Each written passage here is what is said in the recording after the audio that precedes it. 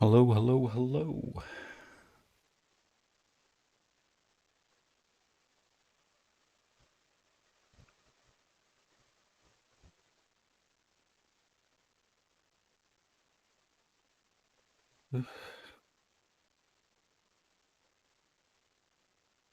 So I'm live streaming, capturing the Orion Nebula. This is literally the first 60-second sub. 60 seconds, it's crazy.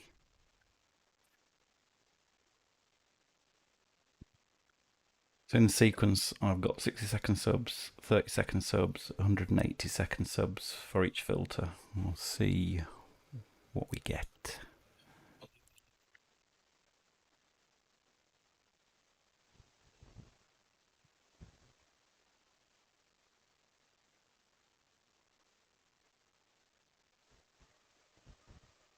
Guiding's awful.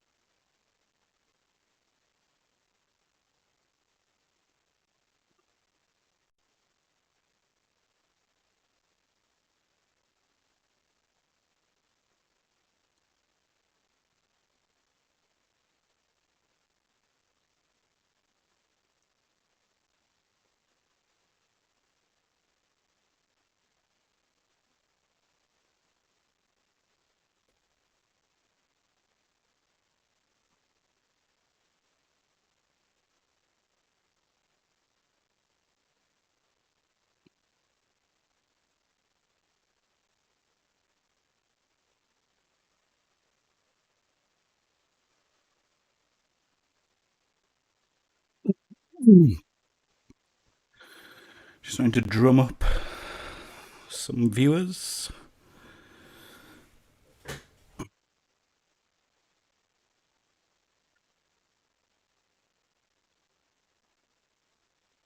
also got a live stack going as well. That looks like it's got a diffraction spike on it, as if. This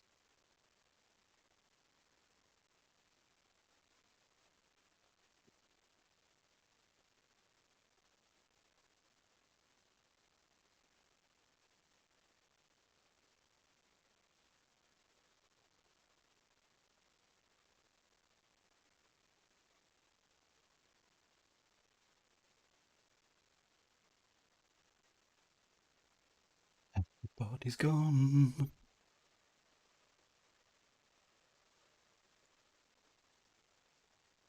That's crazy for 60-second subs.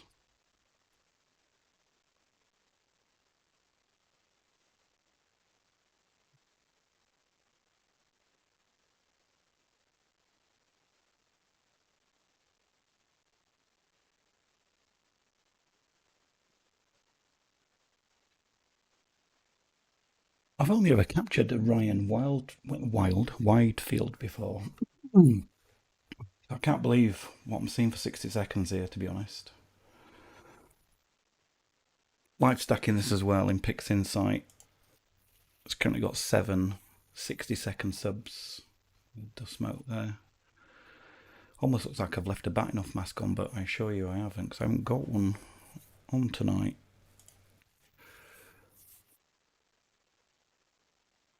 How far are we through this sequence? 9.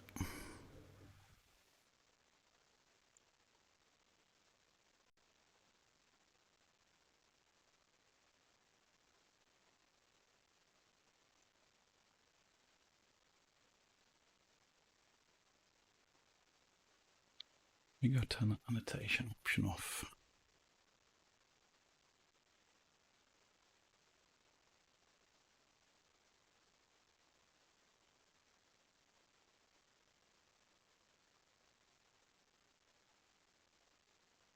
So in 10 minutes we have obtained 10 60-second exposures.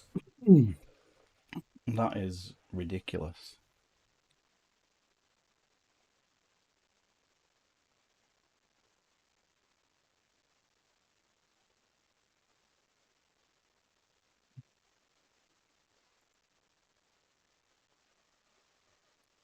Well, we're going on to 30-second exposures.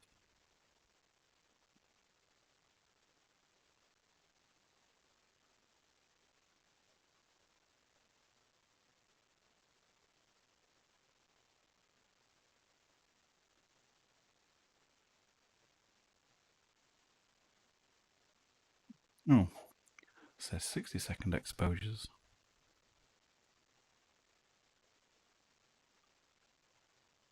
Oh, it's waiting for the dither to finish, I think. Yeah, this is the last exposure on 60 seconds. Let's see if we can drum up some more viewers.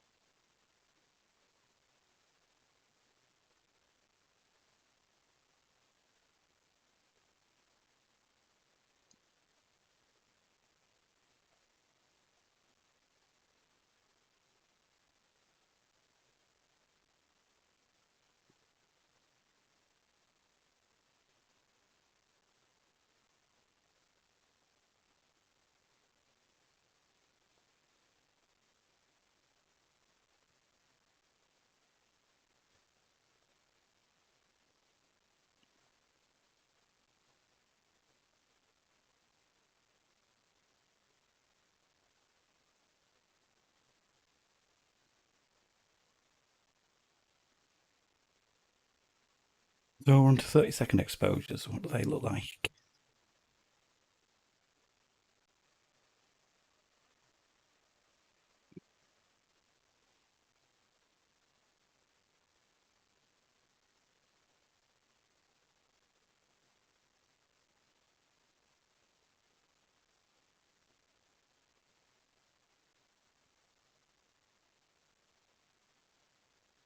Looking good.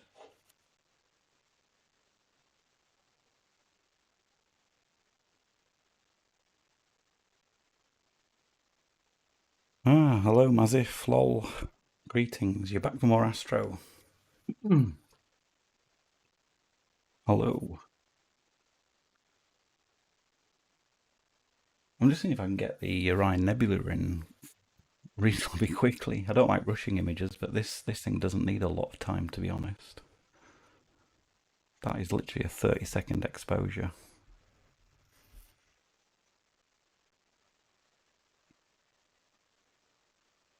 You can see the moon's quite bright as well tonight. I'm not sure what percentage it is, but you can see it in the little mini cam in the bottom right corner.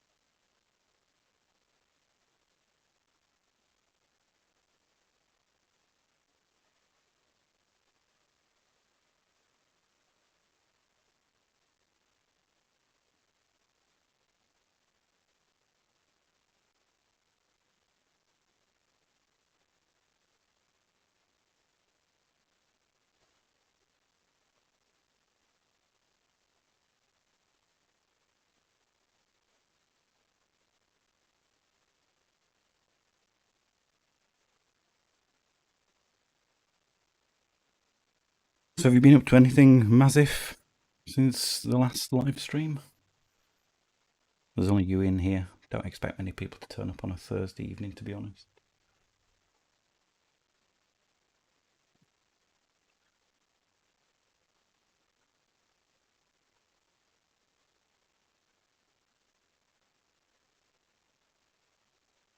What's going on with those stars? What is...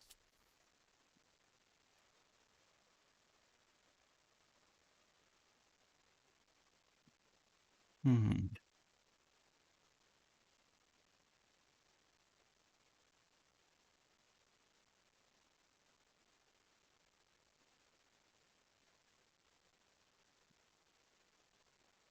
Everything's a strange shape.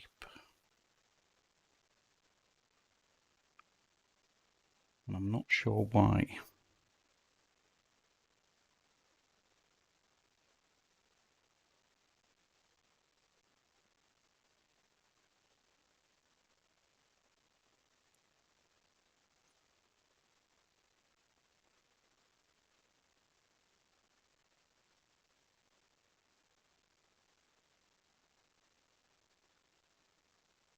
I think just because they're so bright. These stars here are fine, I think.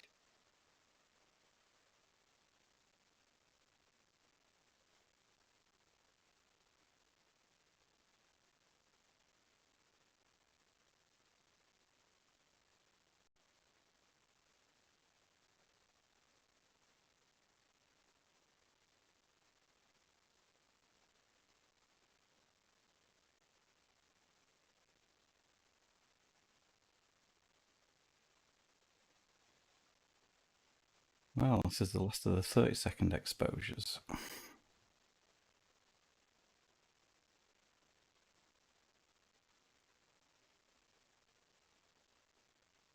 Isometrial, or symmetry.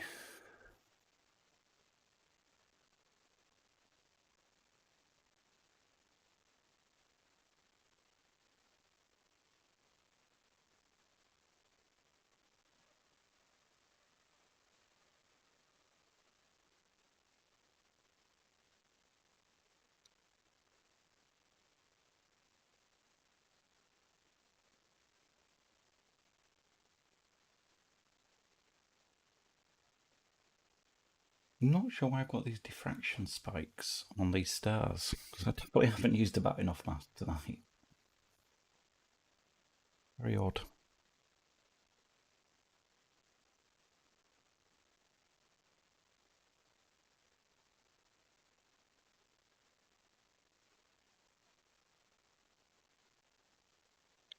We're on to the 180-second exposures now. I think I'm going to need to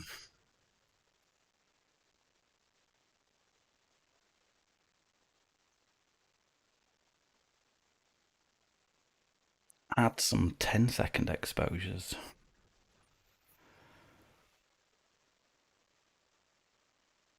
I think. This 180-second exposure is going to literally blow this to bits. We've got 20 images in the stack. This is it live stacking in PixInsight.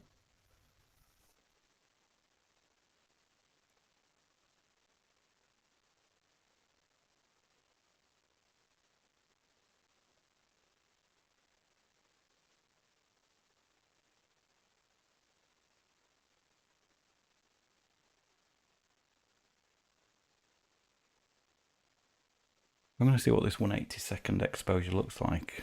And if it's too bright, I might can it down a bit. I haven't used a binaural mask, mate, to be honest. I don't use one, I use an autofocuser. So I don't know why I've got these diffraction spikes. I can only think maybe it's the position of the moon's quite close. Don't know if it shows it in here. I don't think it will. It does, yeah. So the moon's there. We're currently here.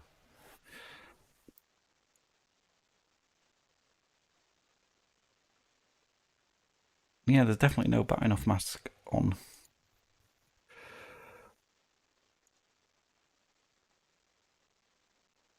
This first 182nd subs coming in. Let's see what this looks like.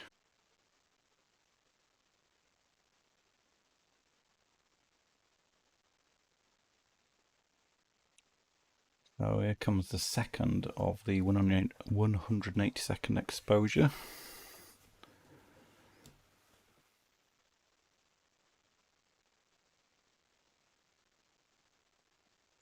Yeah, that's what I'm thinking, Cousin. It could be the moon that's causing the reflection of something, because it literally is in the direction of where Orion is right now. And I've just been imaging the Flaming Star Nebula, and there was no such oddities on the stars. Yeah, it is. It is. It's. You can see the. In fact, I might up the gain because it looks like. Put that up to 80 because. Oh well, that's no. That wasn't a good move. Let's try it down at 50.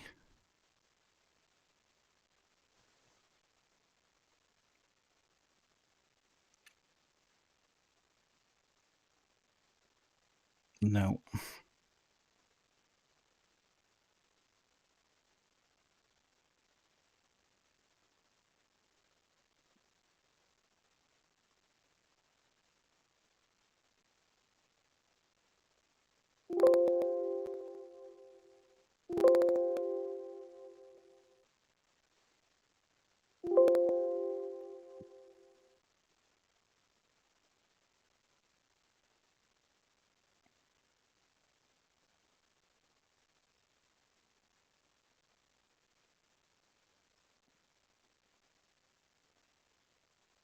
Right back to where we were.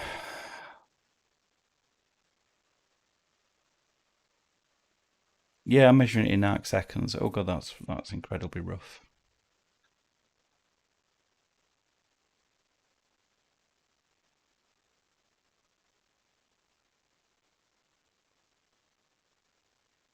I was going to go check for a cable snag.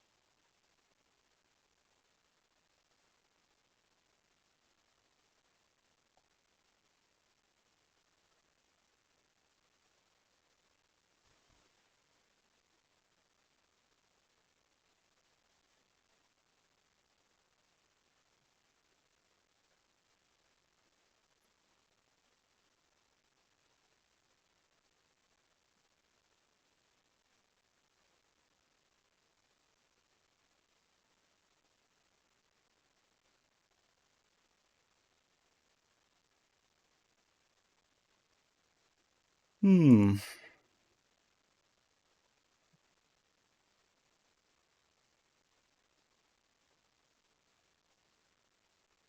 Unable to find a positive star pair. Stop watching that.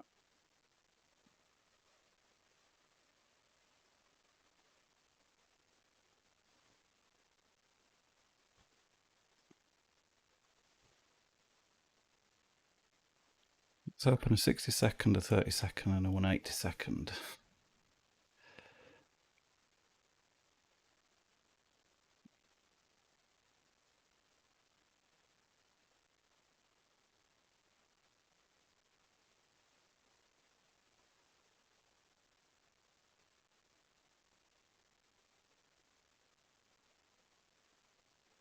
I think it's the moon reflections, it must be.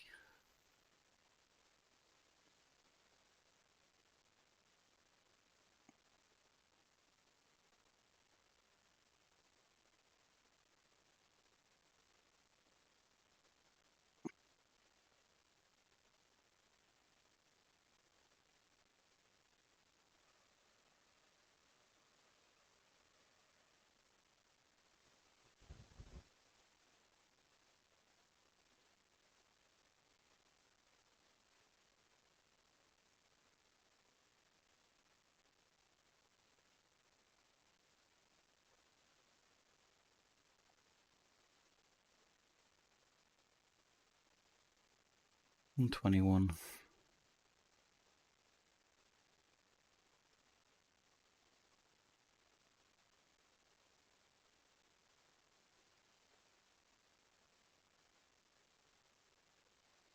So this should be the last of the HA run, and then we're going to be moving on to 03. Same pattern, 60 subs. Sorry, 10 60-second subs, 10 30-second, and 10 180.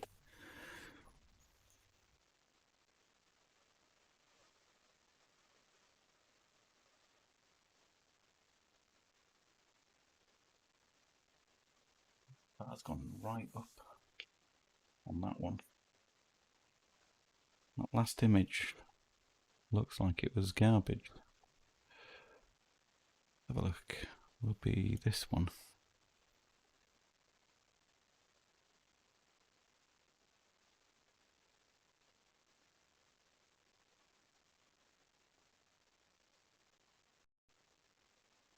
Stars are almost double stars. I don't know. I'm getting worried now. There's something seriously wrong. Unless that's caused by the guiding being so poor.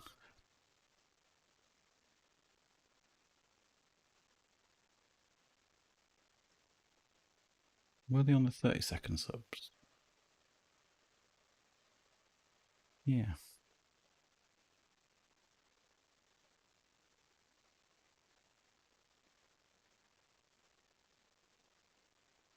Do you know what I'm going to do? I'm going to pause this sequence when it finishes.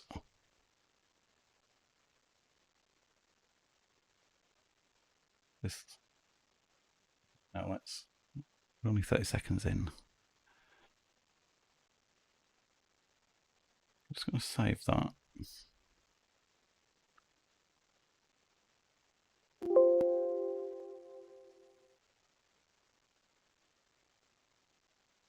Just going to go back to the Rosette.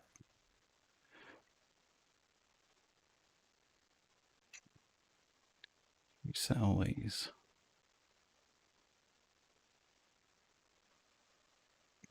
1HA.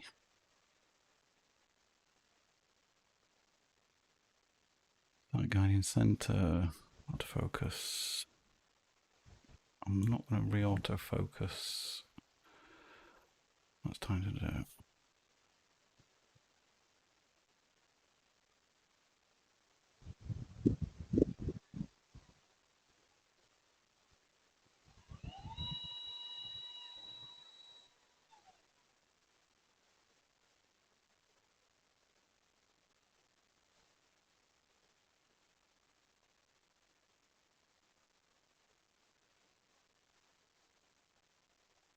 I'm just going to go back over to the Rosette.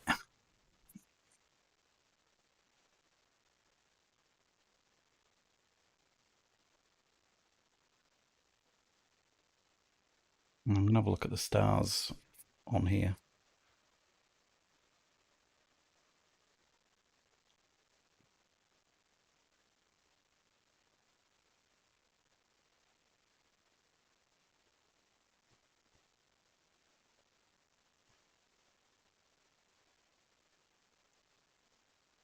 Yeah, you can already see. I've just re-slewed to the Rosette without refocusing or anything,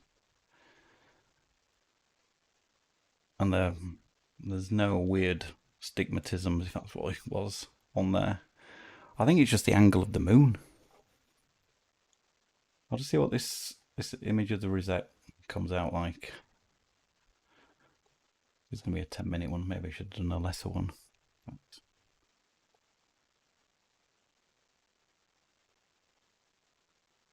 Just prove it. We bought that. We don't need to slew. We don't need to center because we're already there. Let's put that down at 180. Do one.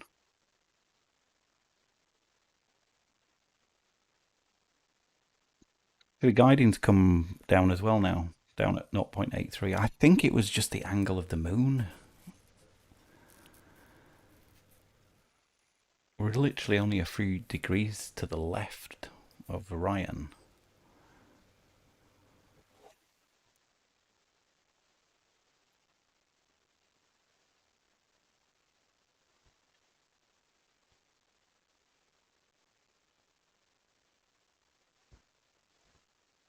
Nothing in front of the scope like a bug. Well, I have. That's a good point. That I have had once a spider's web attached to my scope overnight. I'll see what this 3 minute exposure of the Rosette comes out like. If there's no weird on there, then I'm just going to put it down to the weird angle of the moon. So you see there, it literally looks like I've left a batting off mask on. Some weird diffraction spikes.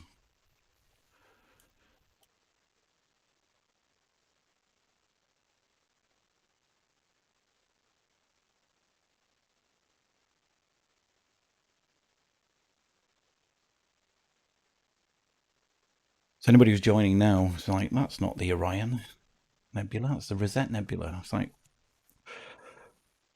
I'm just checking because we've got these weird star shapes from the first set of subs that I took. I'm just doing a test exposure on the Rosette Nebula for 3 minutes and just see if those weird patterns disappear. I suspect they will. I might have to change my mind and just finish off what I was doing on the Rosette instead.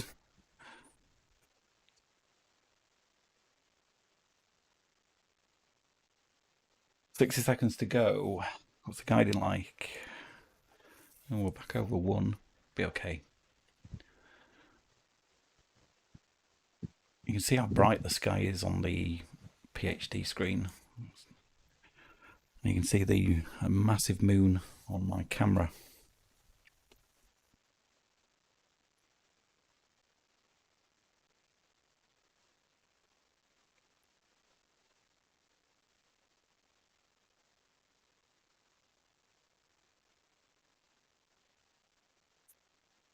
Twenty seconds to go.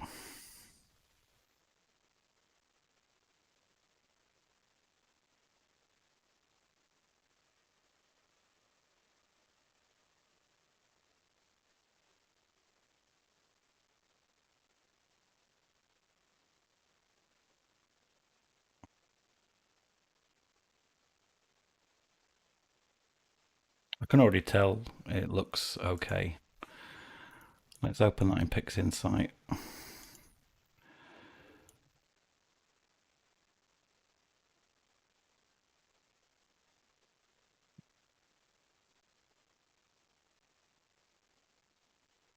Yeah, stars are absolutely spot on.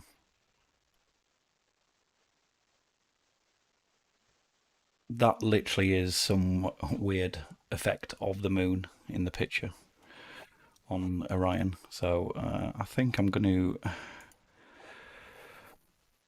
abandon that and let's go and take some more of the Rosette. So I need some more S2.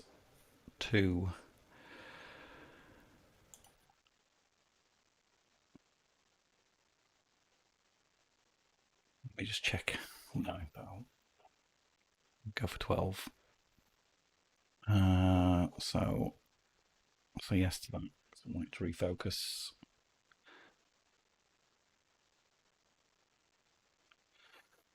I cannot grab that screen.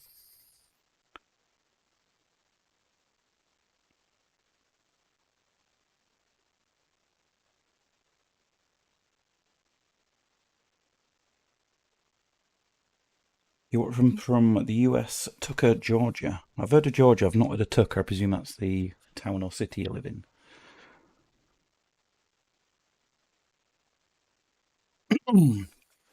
So what's happening now is because I've changed it to the S2 filter, it's doing a re-autofocus. I don't have filter offset set at the moment.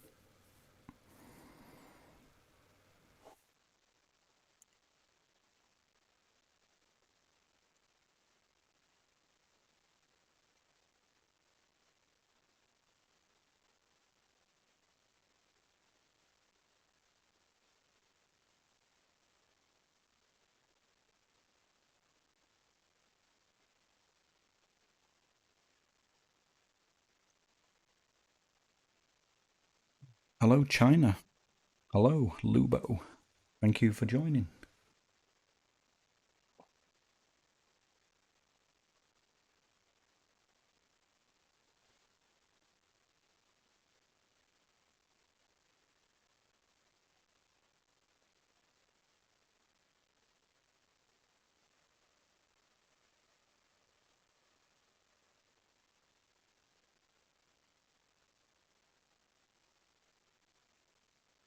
So apologies if you're expecting to see the Orion Nebula. I've switched targets to the Rosette because of this. Ooh, not Discord. Not that. When I was imaging the Orion, we were getting this as if I'd left a backed off mask on. Really weird diffraction spikes on the stars. And I can only put that down to where the position of the moon is because literally switch targets to the Rosette, which is only a few degrees the opposite way to the west, and the stars are perfect.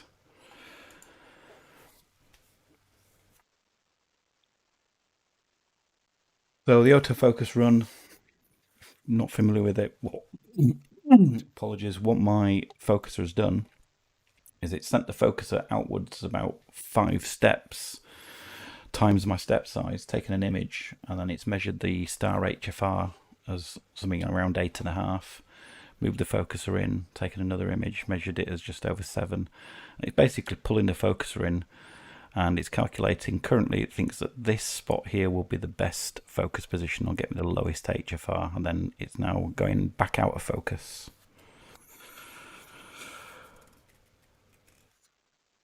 Dimitri, yeah, absolutely. I've never seen that before, but I've never really imaged anything that close to the moon before, to be honest. I'm normally, even in narrowband imaging, I try to point myself at the other end of the sky usually. Lubo, yes, this is Nina. Yes, it is. I'm fully converted. I used to use APT. I used to use SGP Pro, but I'm fully on board with Nina. Just waiting for version 2 to be officially released. I don't like using beta software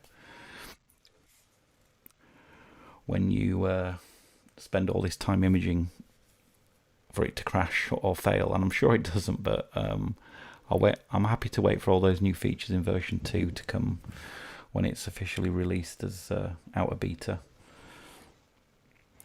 What is the setup?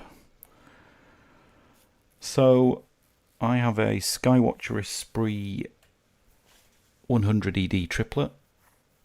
Attached to that is a QHY 268M mono camera with a QHY CFW large filter wheel, and inside that filter wheel we've got 3nm hydrogen, oxygen, and sulfur 2-inch mounted filters, and all that sat on top of a Celestron CGX mount, an Orion guide scope, and a ZWO 290mm guide camera. And I can write the setup in the description, yeah. And then I'm using an Intel NUC, which is on top of my setup. And I'm just remote controlling that NUC from inside the warm house. I'll close that down, make the screen a bit bigger.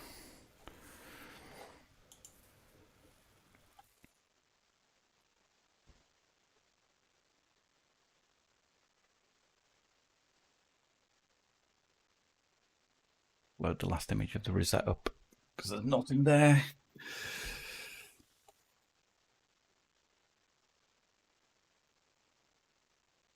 You can't image the Rosette too big for your setup. That must imply you've got what?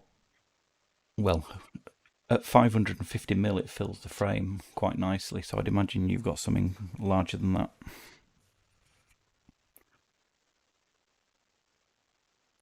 Yeah, I might try that thingy tree. I'm going to wait till the moon's moved a bit.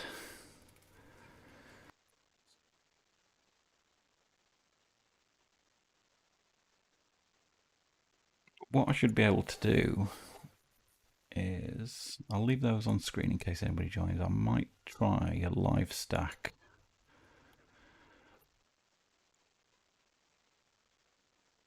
of, I've got,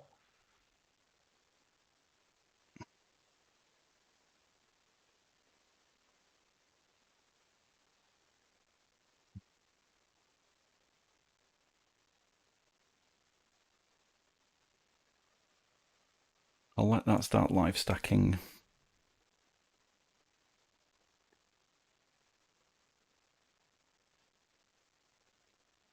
Yeah, EAF, any electronic focuser is an absolute game changer. It really is. You need to have some patience to set them up correctly with the step size and backlash and all that sort of calculation. You converted to ASII V1. Yeah, I used to have a ASII. I sold it just before Christmas. I wasn't using it, and I've got non-ZWO equipment for some of my cameras now. So my focuser isn't ZWO; it's a Primalucci Lab.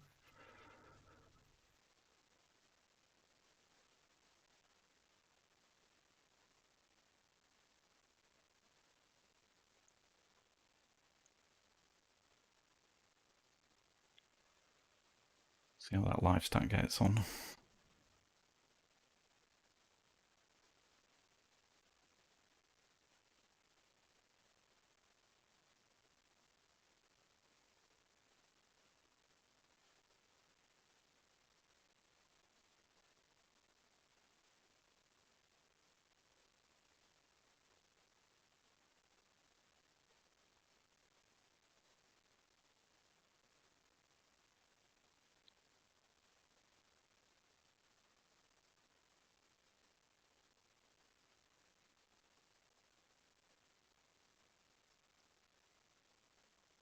Oh, you got 8 HD. Yeah, I've got a. No, I'll show you a picture. I'm not sure if I can. I've got a Celestron Edge HD 8" as well. It doesn't get a lot of use. I need a bigger guide scope for it, to be honest. Guiding on it is not great. And I've only really got one guide scope, which I use currently on my Spree. So I definitely need to get a better guide scope. And I don't have enough back space on my back focus to put an off-axis guider in. Because I've taken off the stock visual back and put on a Beta Steel Track focuser. So when you've got that on, there's, and then I've got a filter drawer because I've only got a color camera for that setup. There literally is no room in the back space, the back focus spacing for an off-axis guider, which would help.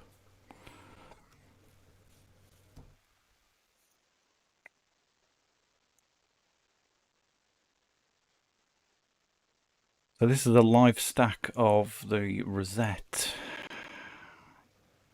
It's still processing the images.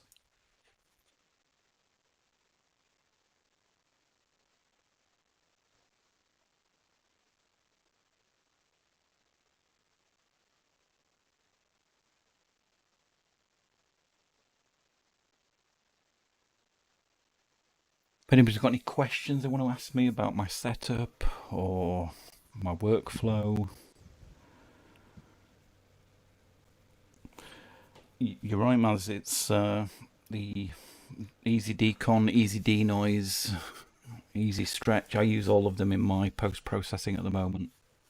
They do save a lot of time.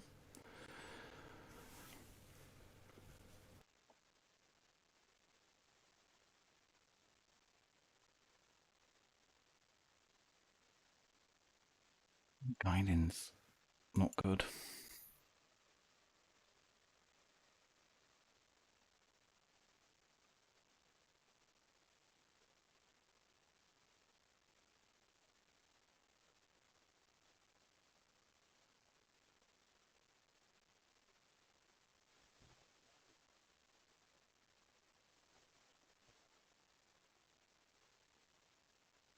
Let me have a quick look at the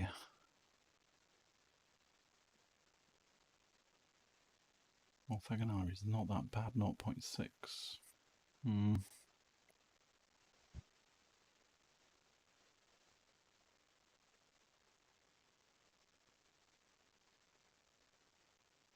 I was, well, I'm hoping maybe, I think my next clear night, if the weather forecast stays true, is on Sunday. If I can get a bit more data on the Rosette tonight, on Sunday as well. Oh, actually, Monday's looking clear as well. I might call it there. I should have about 14 hours in total on it. And it's a very, what I call, giving target. It's incredibly bright. And obviously not as bright as Orion, but it's there's a lot of data there.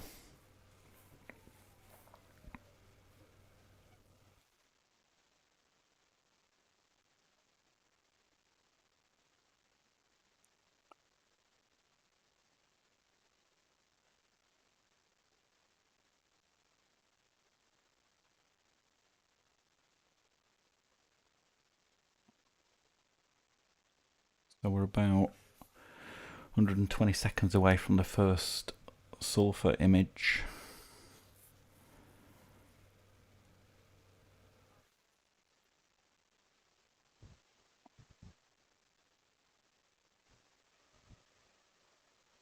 I'm going to say thank you everybody who's joined. I didn't expect anybody to join on well, it's 10 to 10 at night in the UK. It's 3 degrees. Not too bad.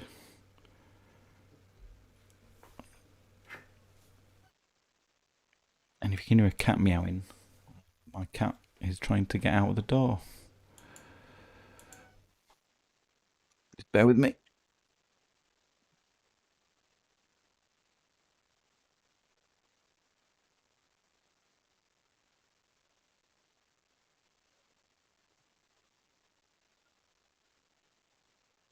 The cat's out the bag, so to speak. What bottle am I? I'm lucky to be in a bottle 4. So I live in a place in northern England called Yorkshire. I live in North Yorkshire. The closest city to me is York, very historic town, a very historic city, but I'm far enough away from York to be in quite a nice dark area. So yeah, bottle 4, very lucky. I haven't processed it yet, Mazif. That's why I'm live stacking the previous data and I'm adding to that data. I want to capture more, basically.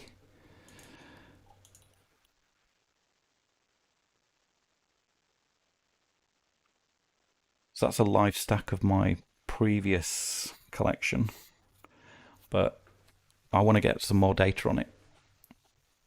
I mean, this is obviously without any processing that PixInsight is going to get done on it, but does look good.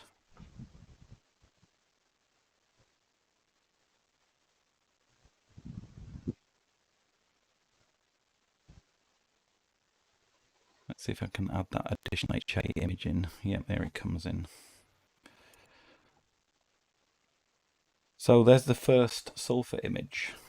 Not a lot of data there, and it's the weakest channel out of the Rosette is the sulfur. I'll see everybody disappear because it's not a nice image. But what I'll do is I'll finish this live stack of the Rosette HA channel because I've got no more HA data now. Let's start a new one. And let's do S2.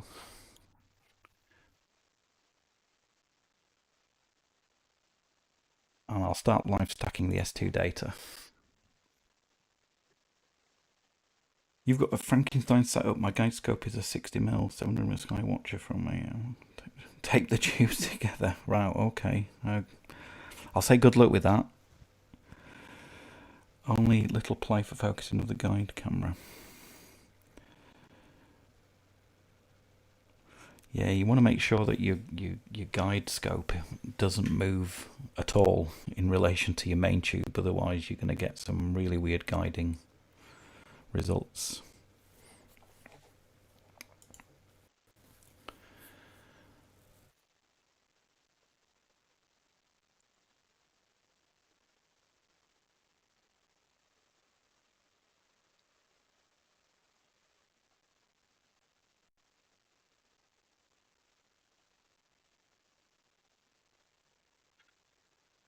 I'm just going to let it stack these 7 images I took previously, and I'm going to add the folder that we're creating now with the S2 channel in.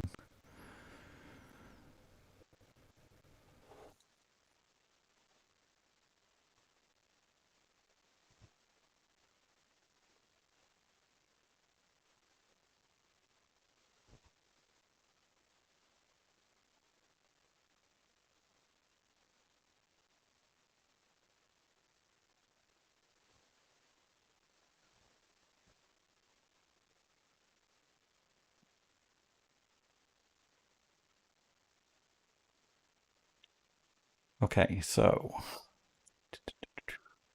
into here should be one new image in here to add to it. So this is the live stack of the S2 data I took last time. So it's by far the weakest channel, as you can see. I mean, still a lot of data here for S2. So I'm now adding tonight's live images into this live stack as well.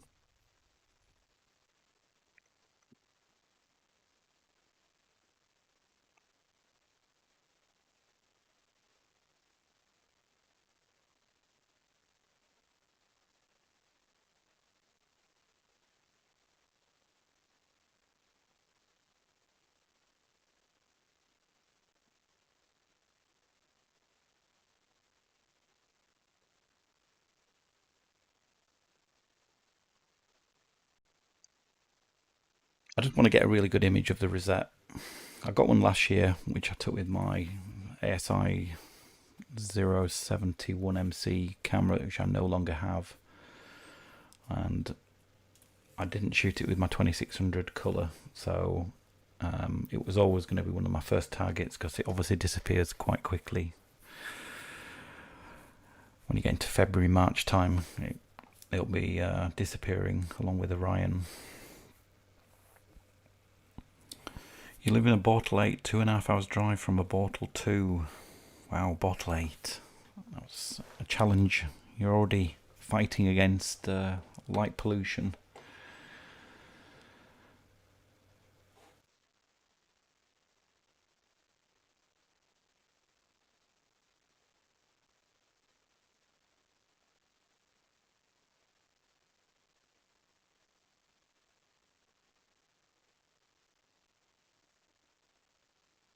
Hello, John and Dawn. Hi from Mercia Island in Essex. You're imaging M42 as we speak. Are you getting any weird, strange? Are you getting these? Oh, I can't show you them now because I'm live stacking.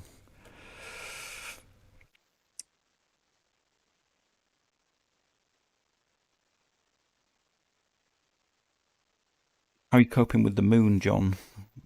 I'm presuming you're imaging in narrowband filters. Otherwise, I can imagine it being quite challenging with the moon as bright as it is tonight.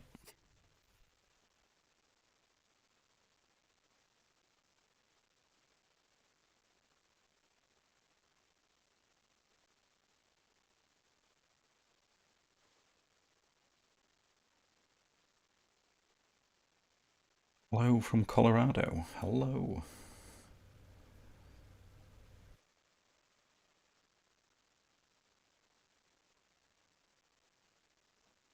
That moon is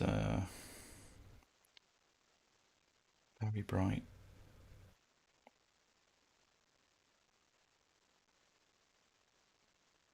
Yes, I saw your comment, Autumn Aspens. So thank you for that. On I think it was the 5 tips for a star adventurer.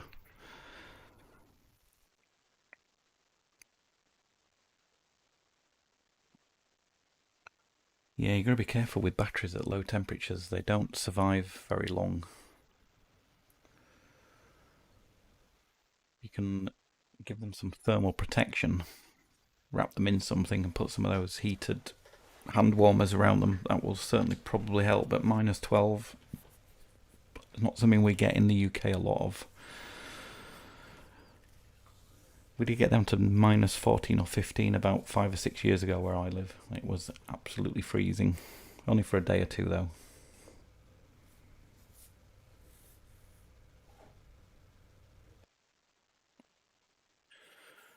So this is the live stack still of S2. It's only got 9 images in there. 9 600-second exposures.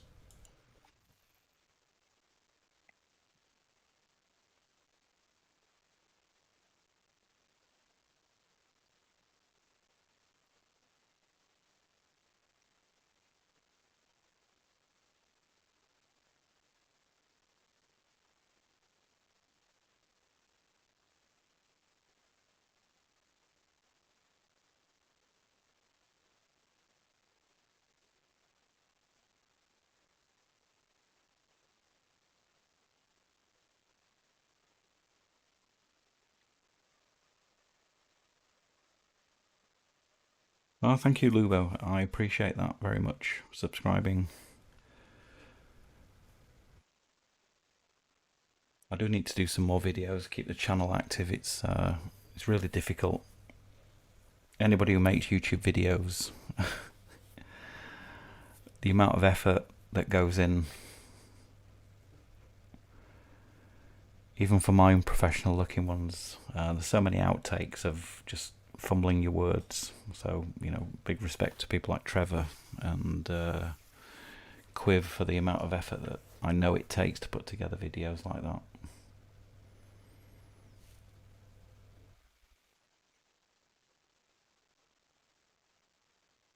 There's not many live stream though. There's Astroforum. He sometimes live streams from Holland.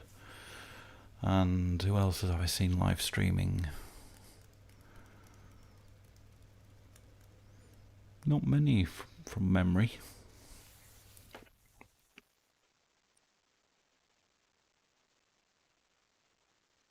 Obviously, it can be quite boring because there's not a lot to do. I'm just keeping an eye on things. But, I'm always happy to try and answer questions. I'm far from being an expert in this. I've been doing it about 4 years now. Started off simple DSLR camera and a lens. Took some images, got hooked, and just slowly built and taught myself through watching other people basically.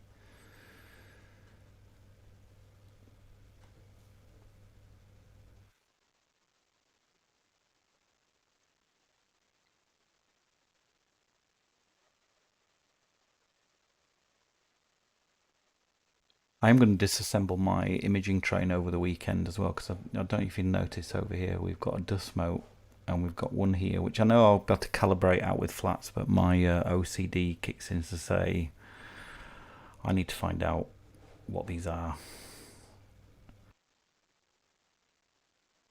If I can't see it, I might leave it actually. I looked at some flats earlier on and they weren't too bad. There's a few up here as well that you can just see. You probably can't see them on YouTube. They're very dim, but they do calibrate out very well. That's good to hear, John. I I can't show you the images I took earlier because I'm live stacking and PixInsight. Well, the easy processing suite won't let me open up another image behind. But was getting some weird diffraction spikes, and I don't use a Batinoff mask.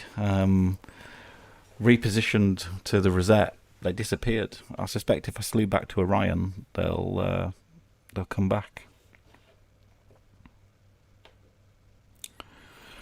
Moon is a struggle. It's only your second imaging session, so lots to learn. Okay, so are you imaging in narrowband, as in no filters, or narrowband filters, or broadband filters? Because even with these are my images are with 3 nanometer Antlia filters, so the light pass is very thin, but I can tell they're a lot brighter. That the background's a lot brighter than the other night when I imaged when there was no moon out. I mean, it's still capturing a lot of signal.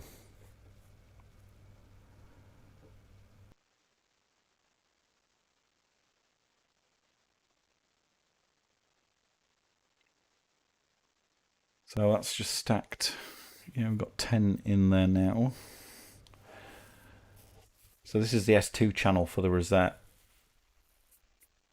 the weakest channel, and there's an awful lot of data here still.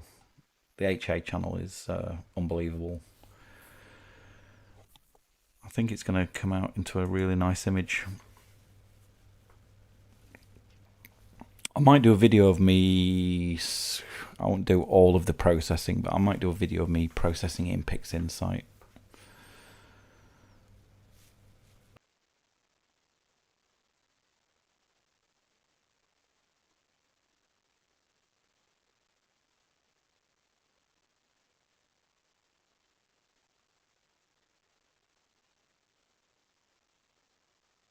Yeah, 7 and 8's not great, is it? It's battling with those city lights. It's in the UK. There's a program called The Sky at Night, which is on the BBC. It's been running for 50, 60 years. It's not on very often. I think it's on once a month at the moment, and I think they're actually talking about canning it because I saw a petition to keep it going. But this week's episode, which was for this month, was talking about light pollution and some of the initiatives in the UK that they're trying to get underway. So, trying to get cities to turn off lights when they don't need to. You know, you've got like shops who just keep their lights on all night. No one's shopping at 3:30 in the morning in certain towns. So whether it'll get any traction, I don't know. But even if we could just get the cities to dim their lights a little bit, and I'm all for keeping people safe. You know, don't want to be people walking around in pitch black and feeling unsafe. But I think there is an excessive amount of lighting that is left on for no reason whatsoever in most cities.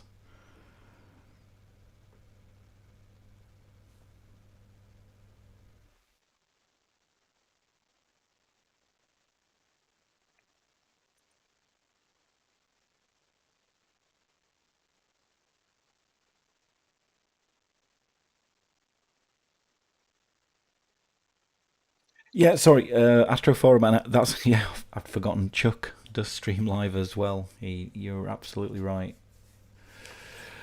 Unfortunately, I miss a lot of Chuck's streams because of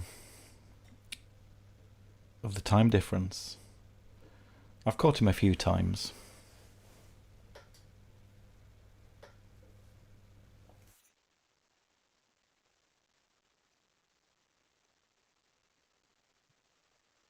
Mr. Clark, 79.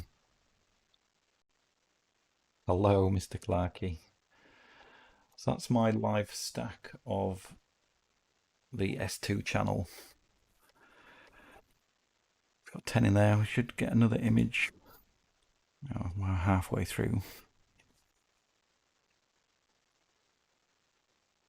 So I know Mr. Clarkey is from the south of England, and I'm in the north of England. So it's 3 degrees. I've got a t-shirt on. This is what we wear. I'll be going outside in this later.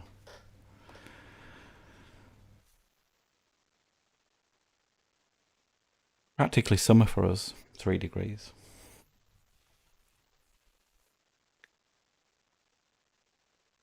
Anybody from who's not in the UK, it's very much a north-south joke. This the people in the north call the people in the south southern softies, and the people in the south call the people in the north a lot of things that are probably not repeatable on the channel, to be honest, or on a live stream.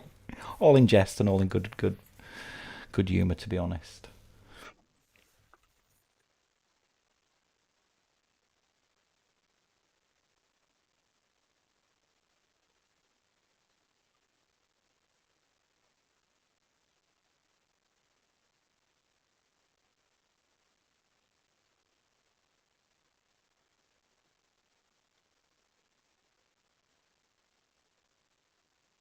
So anybody who images, what do you guys do whilst you're waiting for images to come in? Because there isn't a lot to do. You can have a drink a Red Bull, keep you going.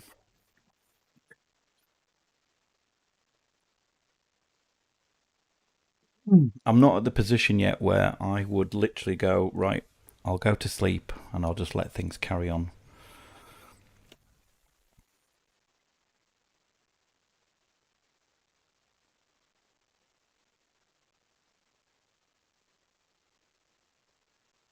Can't bear the thought of something going dramatically wrong, not with the images, but with the mount and knocking into the tripod legs. That will do some serious damage.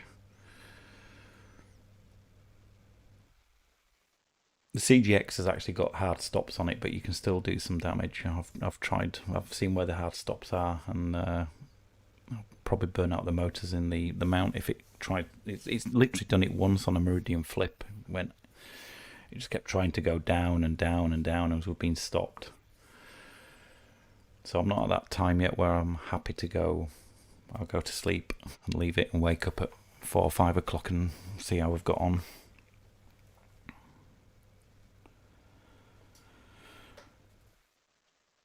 So you got a William Optics 73 with a Canon unmodded 70D using optical annealing. Okay, you should. That UAC filter should at least do.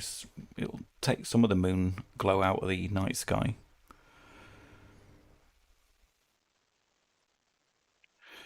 You got a modified 300D 18 years ago. You modified a 300D 18 years ago, packed everything 12 years, and then started again.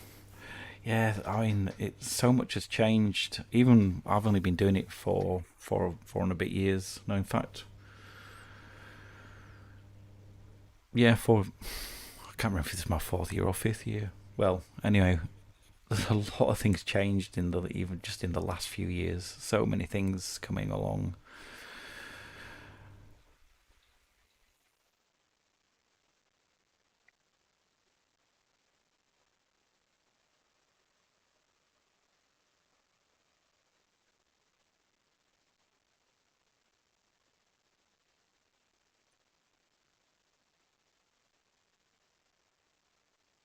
And of course, this hobby can be expensive. It can be cheap as well. Depends what you want to do.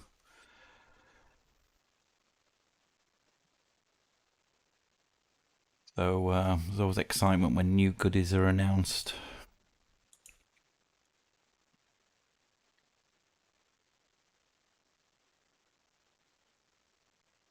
I'm happy with my current setup at the moment. I do need to do something with the Edge HD though. I just need a bigger guide scope, which effectively means a 500mm telescope, to be honest, at least. If I can't tame it, I'm going to sell it and get another refractor, different focal length to the Esprit. I will give it some time still.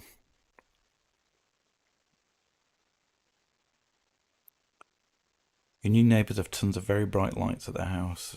Yeah. The only thing I suggest you do for something like that is to politely ask them. The worst thing you could probably do is storm around there kicking, well, not kicking scream, but kicking up a fuss about it in a angry tone. Just, I would say, just ask them nicely if there's any reason why they need the lights on, and on the nights that you're trying to image, ask them if they could turn them off. And if they get arsy about it, there's not a lot you can do. But the polite approach, I think, is the best way to try it.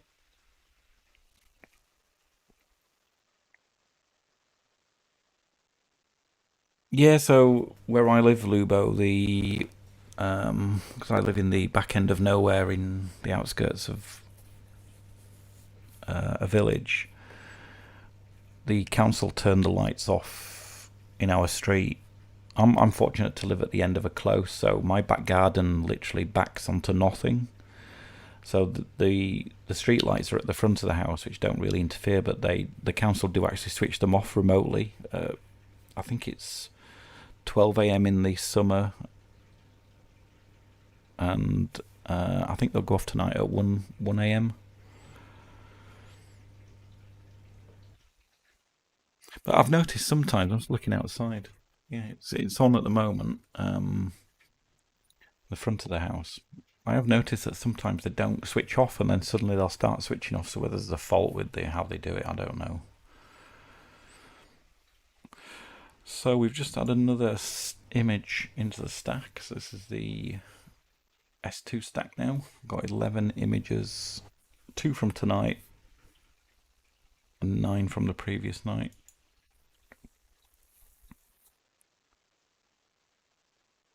Hey, Astro Nick UK, how are you doing? You're absolutely right, Mr. Clarkey. Us northern folk are a lot tougher than you southern softy, shandy drinking southerners. Only joking.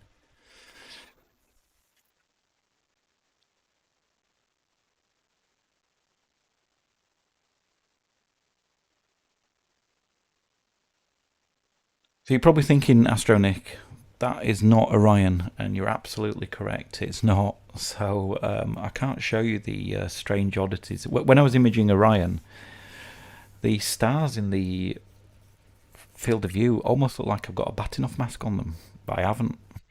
And I can only assume if you can see my little mini cam that I bought today in the bottom right of the screen, which is unbelievable for the price I've paid for this camera that's out in the garden. I can only think it was something to do with the moon, the angle of the moon reflecting off something. It literally just looked like I'd got my batting off mask, which I don't use, left on the front of the scope.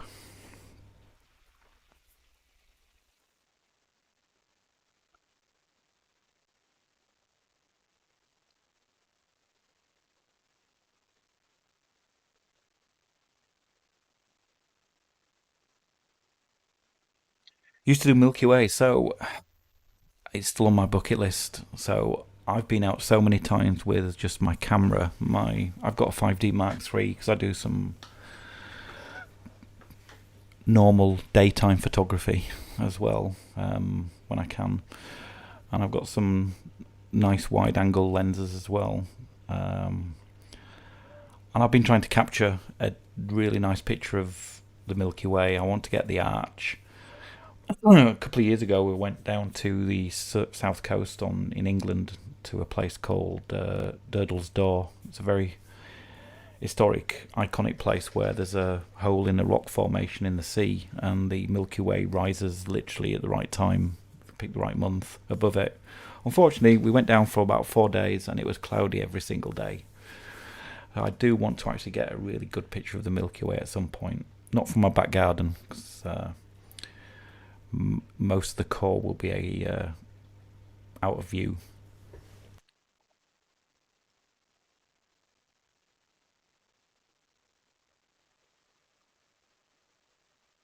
Hmm. Oh,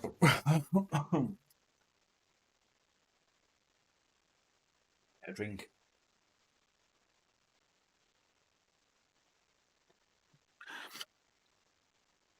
The bright line in the bottom right of corner of my screen, Automaspens, is that's a Wise version 3 camera that is sat outside streaming my rig, and that white line is some kind of reflection off the moon.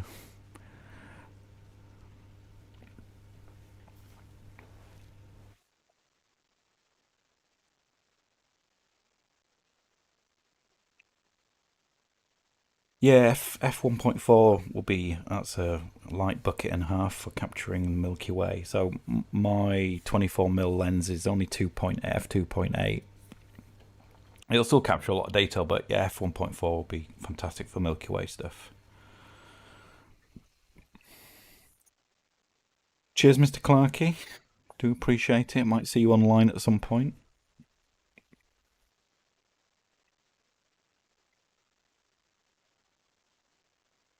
As if you enjoy the dark. I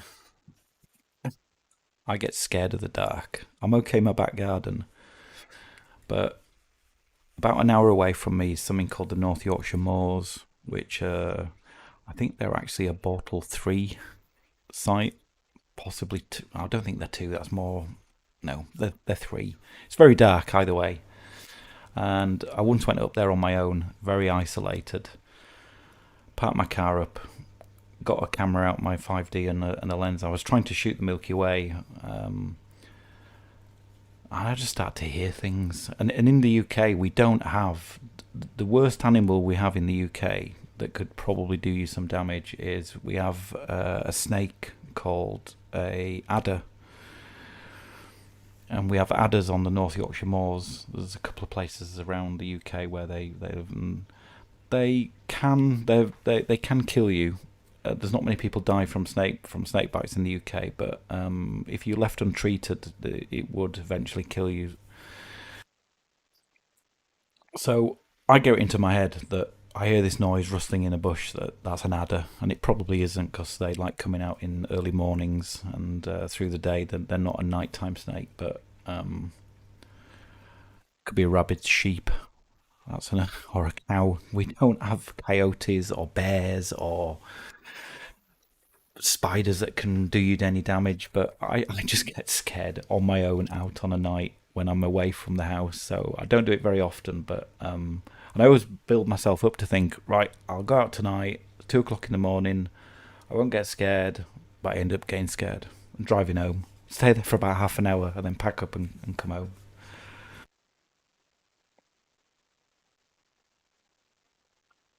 Yeah, yeah, that's a good idea. Dimitri, I could use 2 times for guiding.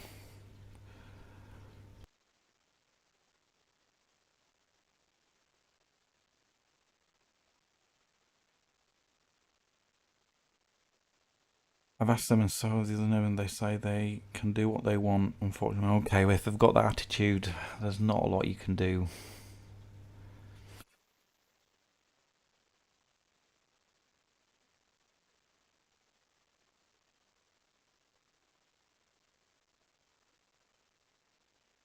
Yeah, Lubo, it's not really getting scared in my back garden. It's more out at remote locations where um, you're parked at the side of a field,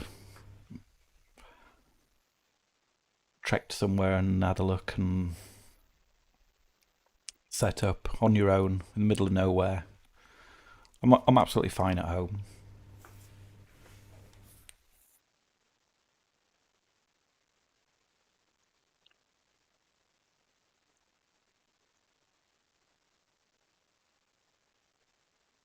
If anybody who's joined, this is not the Orion Nebula. Apologies. I wasn't trying to clickbait you into clicking. I just had some issues imaging Orion with some strange, I'll call them diffraction spikes, even though I haven't used a Batinoff mask on the stars. So I've switched back over to the Rosette to try and finish this off. So I've got about 8 hours on this already. I'm hoping if I can get some images tonight and some images on Sunday stroke Monday, I'm then going to call it there. I'm hoping I might have about 12 to 15 hours depending on how it goes on it.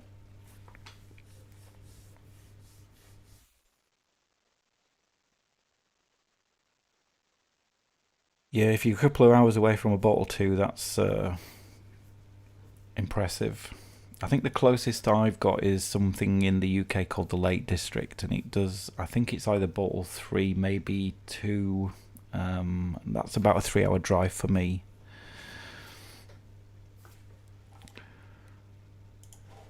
Let me just check.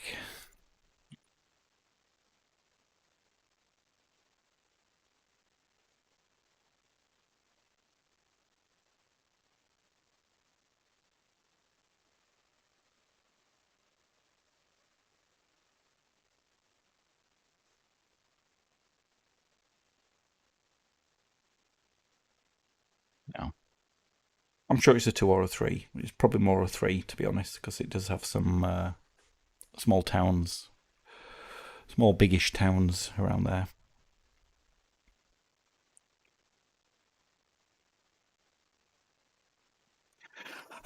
So Astro Nick, no, because you're going to find this hard to believe. The IR sensor on that camera is switched off.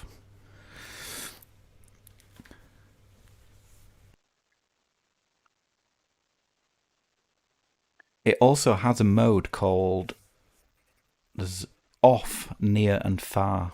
Far blasts it out at the standard infrared spectrum wavelength.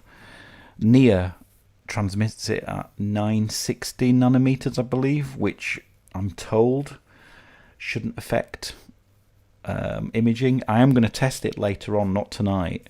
But right now, I've actually got the IR set to off.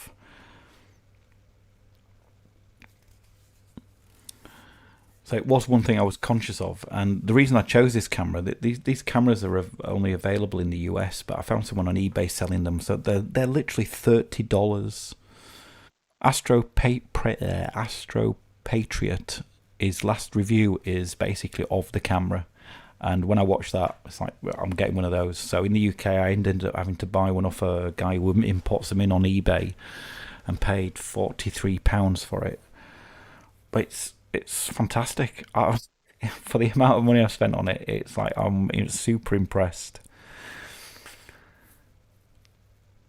It's running off a battery pack, just strapped to a tripod. It's great. The moon is helping to illuminate the scene, though, I must admit. But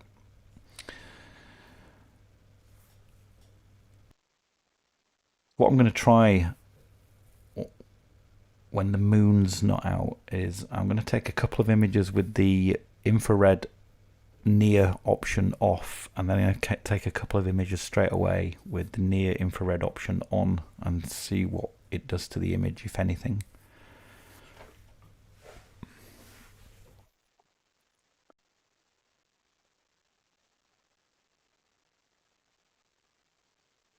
If anybody wants a link to the camera, not that I'm selling them, but it literally is one of those. Cheap and cheerful, but it's absolutely great. There's the apps that you run on your phone's great. You can stream from it, which is what I'm doing to get it onto the live stream. You don't have to pay for this Cam Plus subscription. You can just stick a micro SD card in it if you want. I can't say anything else other than it's a fantastic camera for the price. If I hadn't seen the reviews, I'd have probably skipped on by. And you can check other non-Astro channels for the reviews of the camera. It's really good. The quality, I use Ring for my home, so I've got two Ring cameras at the front, and I've got a Ring camera at the back, which is currently switched off because that does have an IR blaster on it. The quality from the Wise camera is as good as the Ring cameras, if not better.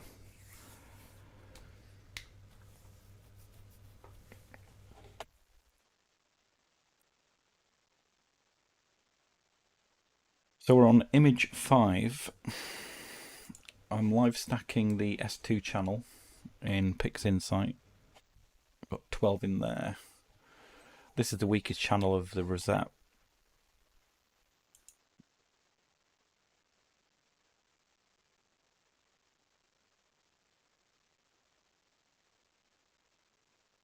And then I need to work out what I need to switch to, because I'm a little bit all over the shop with what I've shot. In fact, let me go and look at that now. So, not on there. On here.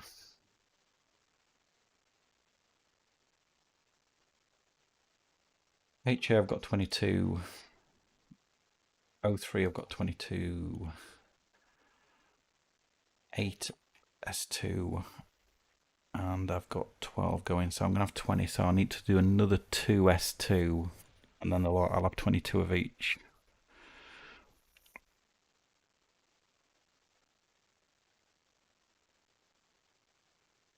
Not sure what time that will take me till.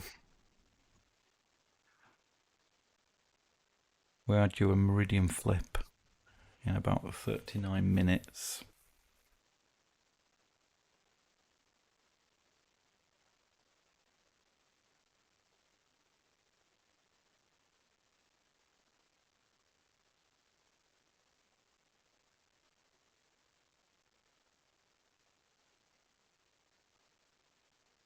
We have bears, mountain lions, coyotes, bobcats, moose, and lots of deer.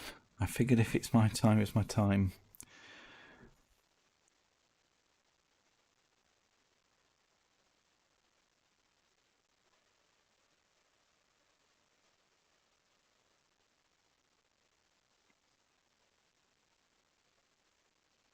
Yeah, we're fortunate in the UK to basically not have anything really other than other human people. And there's plenty of those idiots who can do some damage, but yeah, wildlife, we're quite fortunate.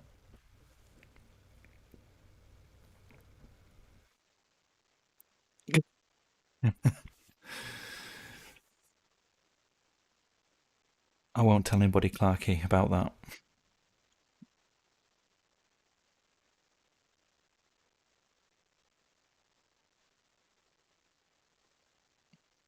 Yeah, I don't know why it's so delayed, to be honest.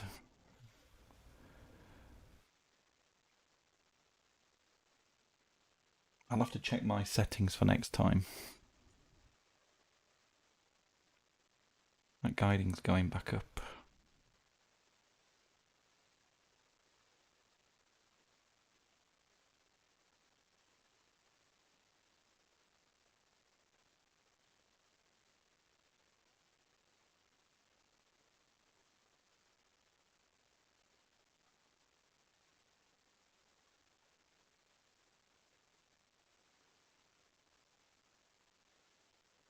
I'm glad it's Friday tomorrow. I've had enough this week with my own work, which is not astro related, which is a shame.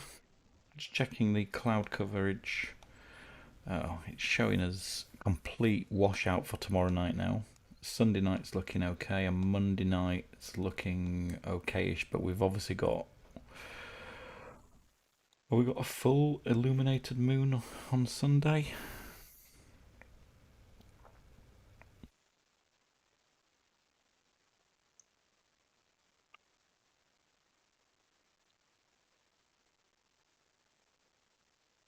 Yep, so on Sunday the moon is 99% illuminated. Great. Monday it's 100%. Yes, I am dithering. You just made me want to check. I've got it turned on. Yeah, I do aggressive dithering. I've literally got it set to dither every frame.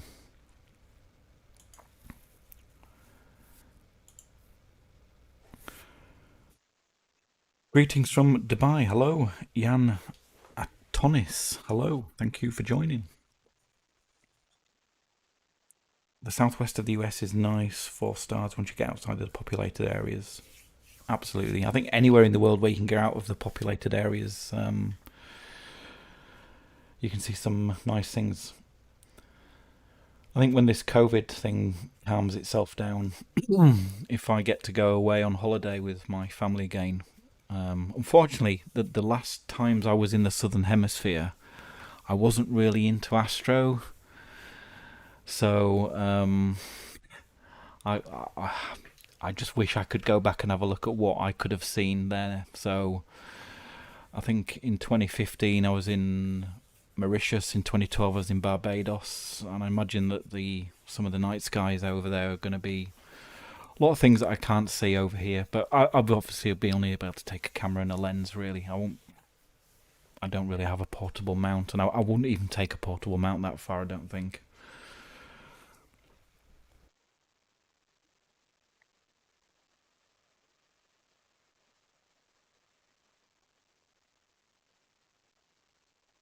I'm not sure why it's so delayed.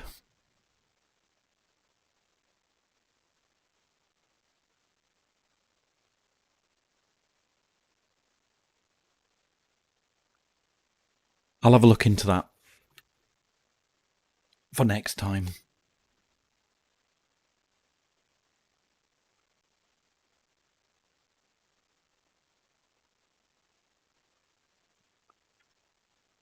Yeah, certainly he went Nina video mad, and a lot of them I found very useful. Been relatively new to Nina. I've only been using it for probably 3 months now.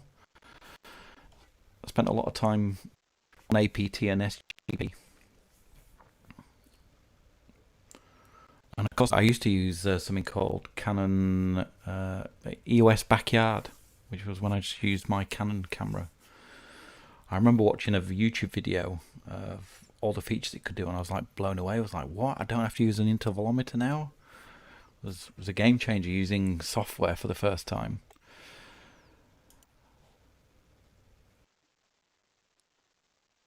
Okay, so we have an autofocus kicking in now. And that is either because the temperature's changed, or 45 minutes has gone by, or the HFR's changed by 10%. Looking at that, it's the time. So 40 minutes. I have it set to change to refocus every 45 minutes.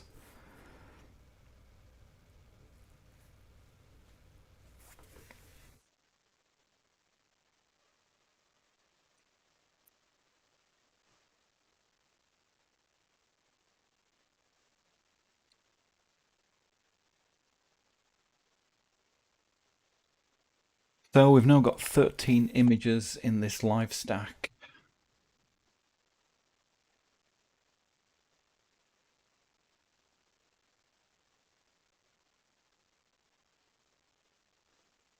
The S2 channel.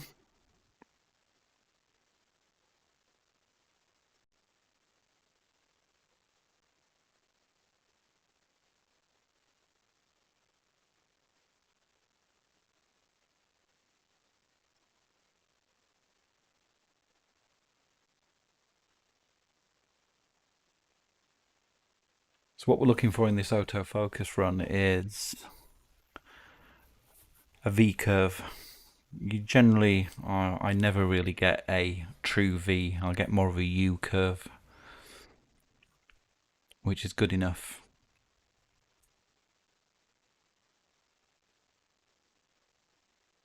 So the focus is now going down to, effectively this is around the critical focus zone here. I just know that from the numbers here. And then it'll start pulling it back out of focus. And it should start going up that way. And then through various maths using hyperbolic and trends, it can work out where the best focus point is and then move the focus to that position.